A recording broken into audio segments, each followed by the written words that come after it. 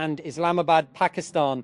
In Pakistan, May began with streets in major cities dotted with banners and posters honouring the military leadership that, in the official telling, and guided the country's defences and led the nation to victory in the 4-day aerial war with India last year. At the Nur Khan Auditorium in the city of Rawalpindi on Thursday, and the Pakistan Air Force held a ceremony marking its achievements in downing Indian jets. In Lahore on Friday evening, and a government-organised concert at the city's Liberty Chowk celebrated the conflict's success in what Pakistan calls the Day of the Battle of Truth. French President Emmanuel Macron has started a tour of East Africa as Paris seeks to rebuild its influence on the continent after a series of setbacks, especially in its former West African colonies. Macron began the 3-country tour in Egypt on Saturday, which will also take him to Kenya and Ethiopia.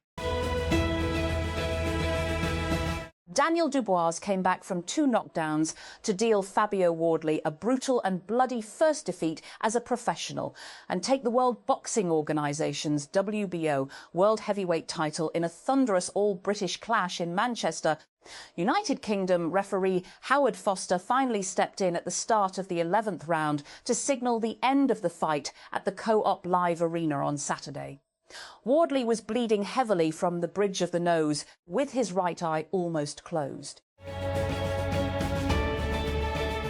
Banyu. At least 15 police personnel were martyred on Saturday night after a suicide attack on the Fatakel police post in Khyber Pakhtunkhwa's Banyu district. The terrorists launched their attack on the post by ramming a vehicle laden with explosives. As Washington pressures Taiwan to spend big on defences against a potential Chinese attack, one of the island's most outspoken politicians is arguing the opposite approach: less confrontation and more dialogue. Fresh from holding talks with Chinese leader Xi Jinping in Beijing, and days before US President Donald Trump will do the same, the head of Taiwan's largest opposition party told CNN that weapons alone will not keep Taiwan safe. And the cruise ship at the centre of the hantavirus outbreak has arrived at the Spanish island of Tenerife, where its 147 passengers are expected to disembark in a carefully managed repatriation operation involving multiple nations. MV Hondius will anchor at the port of Granadilla in the Canary Islands, and the passengers will be evacuated to their home countries after tests to confirm they remain without symptoms, officials said.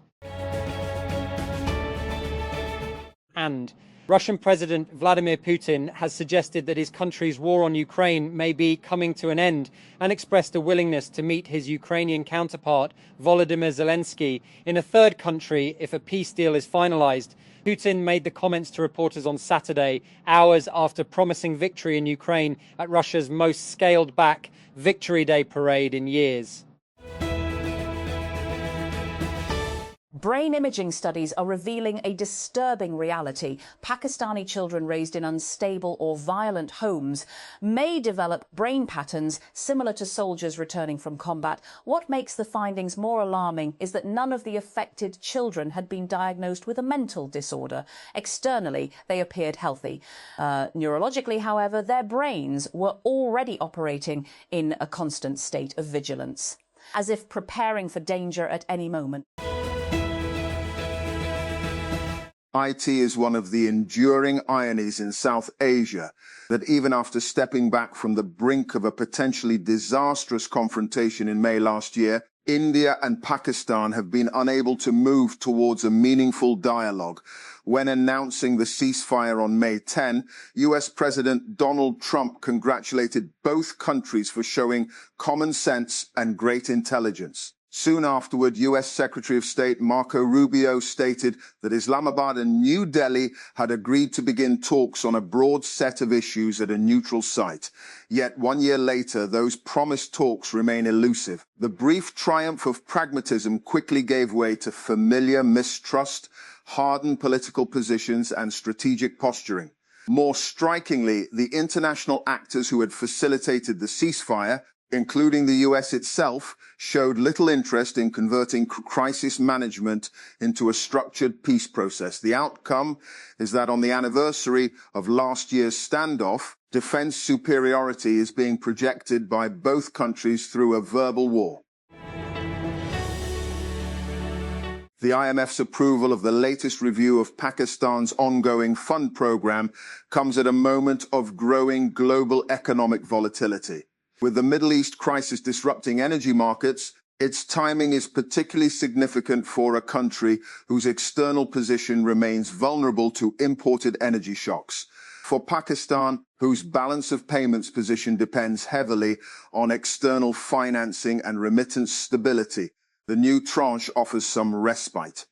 The approval of the review was not in doubt. It was just a matter of time, as Islamabad remains broadly on track under the program. However, it did not come automatically. The government reportedly accepted a dozen new conditions, pledging adherence to pre-war targets to keep economic stabilization efforts on track. A year after the four-day military confrontation between India and Pakistan, it is time for introspection to develop a better understanding of what led India to commit this blatant act of aggression and to draw lessons that can be applied to handling future crises of this sort. First, let's figure out why India attacked several non-military sites in Pakistan on May 7, killing 31 civilians. Prima facie, it wanted to avenge the April 22 terrorist attack on tourists in Pahalgam in Indian-occupied Kashmir.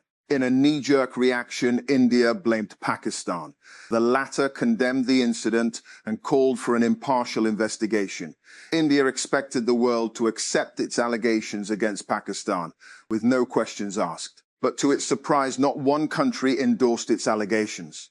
For over 2 decades since 9/11, India has sold a flawed narrative to the world that Pakistan was the epicenter of terrorism.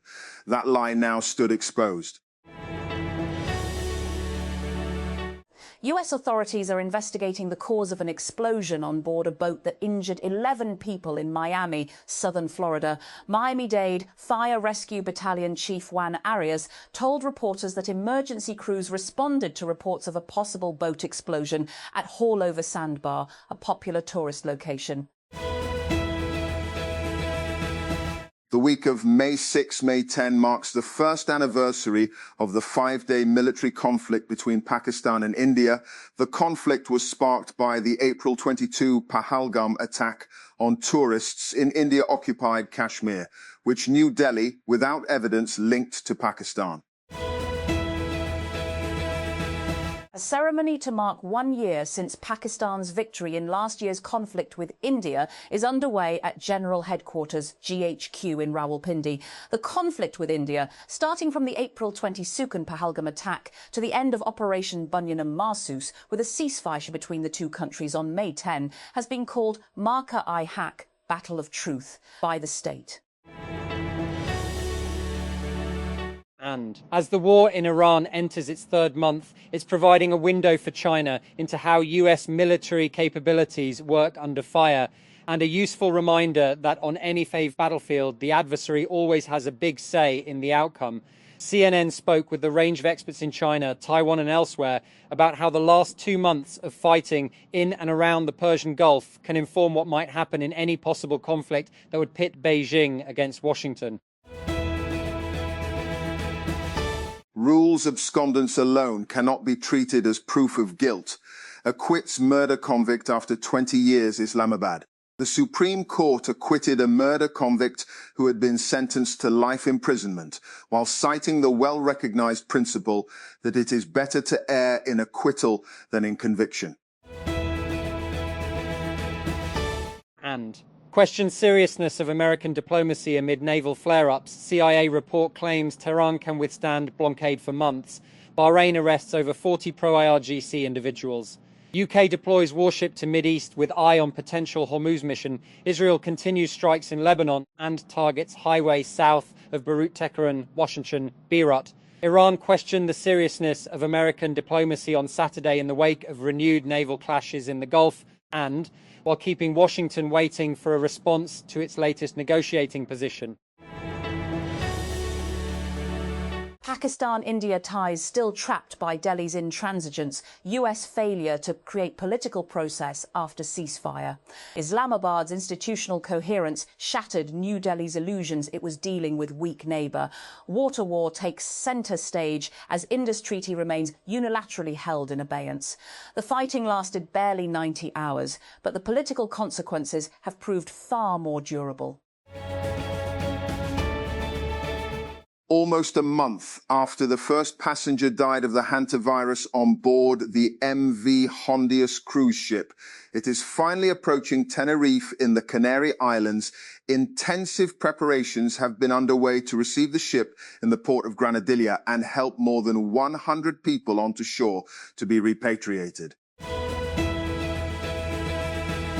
And it's an age-old question, are you a cat person or a dog person? In East Asia, it seems more and more people these days are team cat.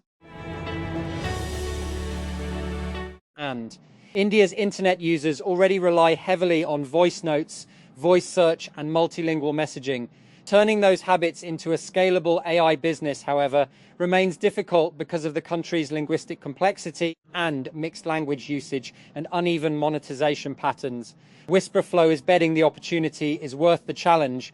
The Bay Area headquartered startup, which builds AI-powered voice input software and says India is now its fastest growing market, even though voice-based AI products remain early and fragmented in the South Asian nation.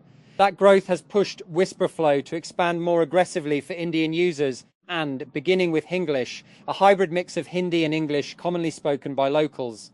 The startup is also planning broader multilingual voice support, a local hiring push, and eventually lower pricing as it looks to expand beyond white-collar users and into Indian households.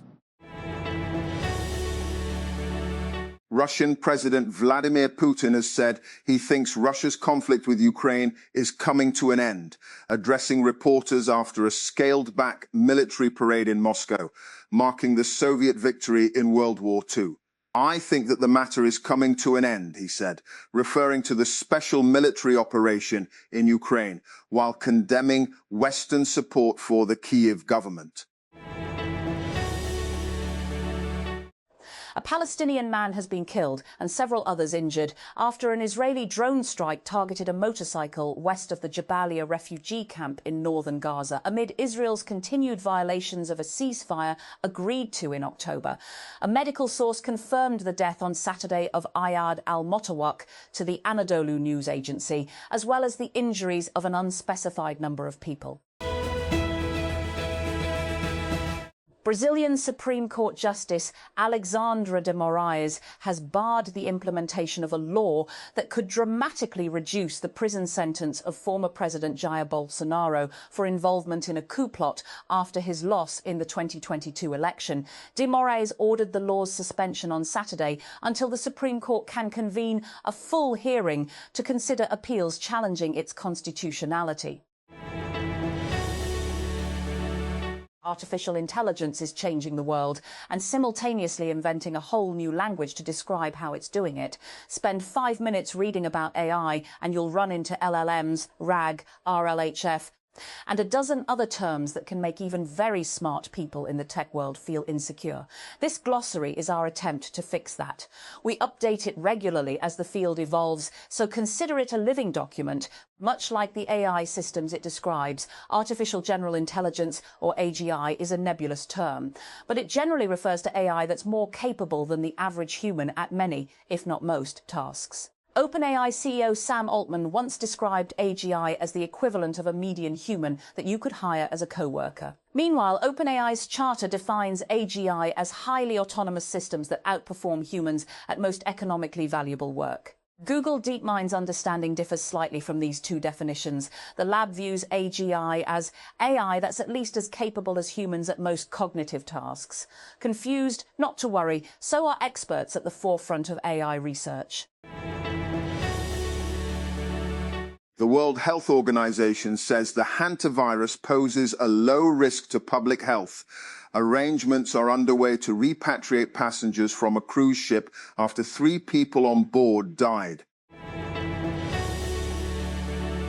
And a car bombing at a police post, followed by an intense firefight, has killed at least 3 officers in northwestern Pakistan. According to police and security sources, the attack took place in Banu, a district in Khyber Pakhtunkhwa province bordering Afghanistan, late on Saturday. Palestinian family in Jenin says Israeli settlers forced them to exhume and rebury their father hours after his funeral. The settlers claimed the cemetery land belonged to the nearby Sarnur settlement. The UN Rights Office condemned the incident as part of a wider pattern of dehumanisation of Palestinians. And Parker, a well-funded startup offering corporate credit cards and banking services for e-commerce businesses, has filed for bankruptcy and is widely reported to have shut down. The startup was part of Y Combinator's Winter 2019 cohort, and its Series A was led by Valar Ventures. Australia's One Nation Party has won its first ever lower house seat in what is being seen as an important test for the right-wing populist party. With most ballots counted, One Nation candidate David Farley has won an unassailable 60% of the primary vote in Farrer, a vast regional constituency in New South Wales. Independent candidate Michelle Milthorpe is far behind.